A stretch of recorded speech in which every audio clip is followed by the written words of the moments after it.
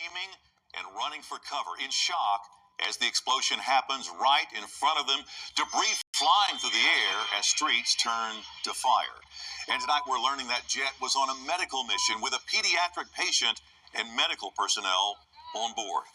Hello, I'm Greg Hurst. Stephanie is off tonight while we look into a Mid-South connection to the deadly collision between that American Airlines flight and that Army helicopter. Tonight's crash in Philadelphia is sparking even more concern. Erica Brown has the latest on both accidents. First responders raced to the fiery scene moments after the Learjet 55 crashed near Northeast Philadelphia Airport. Oh, God. Federal aviation officials say the small plane was en route to Springfield-Branson National Airport in Missouri and went down 30 seconds after takeoff. I just see the plane is getting lower and lower and lower. It nipped the house. When it nipped the house, it hit a couple cars. Boom! Several people were on board the aircraft, which hit several buildings and cars before bursting into flames. It's going to be extremely difficult to find the failed part, if there is a failed part. Injuries on the ground were also reported. We're urging you to please stay away from the scene. Here at Reagan National Airport, coordinated operations are still underway as investigators probe the cause of Wednesday's deadly mid-air collision. NTSB investigators recovered the black box data recorder from the U.S. military Black Hawk helicopter intact Friday while scouring the icy Potomac River. We have a high level of confidence that we will be able to have a full extraction. The breakthrough came just a day after officials located the flight data recorder from the American Airlines plane in good condition. The jet's cockpit voice recorder was also found. We found that it had water intrusion. That is not uncommon. Recovery teams are still trying to reach more than 20 people who perished when the two aircraft collided Wednesday. Navy barges are en route to the crash site near D.C. to help salvage debris. Erica Brown, CBS News, Reagan National Airport. Now, the FAA has restricted helicopter travel in the area near Reagan National Airport until there's a better understanding on air safety.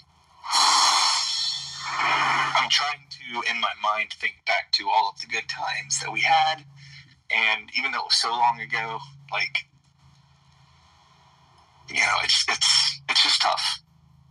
It is tough. Only on News Channel 3, you just heard from the childhood friend of a former Memphian who tragically was aboard that ill-fated American Airlines jet that collided with the Black Hawk helicopter in Washington, D.C.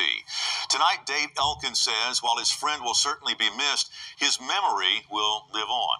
Our Brian Didlake has that story. I've actually been thinking a lot about all the, I can still picture, his house and where his bedroom was and where his brother's room was. Dave Elkin says he has nothing but good memories of his childhood friend, Casey Crafton. Crafton, one of the 64 souls killed earlier this week after a military Black Hawk helicopter collided with an American Airlines jet midair over Washington's Potomac River. And I got a phone call, and they were saying, it was my mom. She was like, I have to tell you something. Casey was on the plane that crashed. And I was like, that can't be real. That can't be true. Unfortunately, it was. Elkin says he first met Crafton in elementary school here at Central Baptist School in Northwest Memphis. Elkin says he and another student were close friends with Crafton. Elkin even at one point went to the same college as Crafton. We were together all the time at college too, until I had to transfer. As life went on, Elkin says they lost touch, but the bond was still there. Crafton eventually moving to Connecticut, Elkin to South Carolina. But in 2014, they were reunited. Yeah, I was working for ServiceMaster at the time, and I had to travel up to Connecticut and Rhode Island, and I was able to message him on Facebook and get together. When we say Casey is, how would you finish that sentence? He's real. He was always just a real person. He told it like it was. He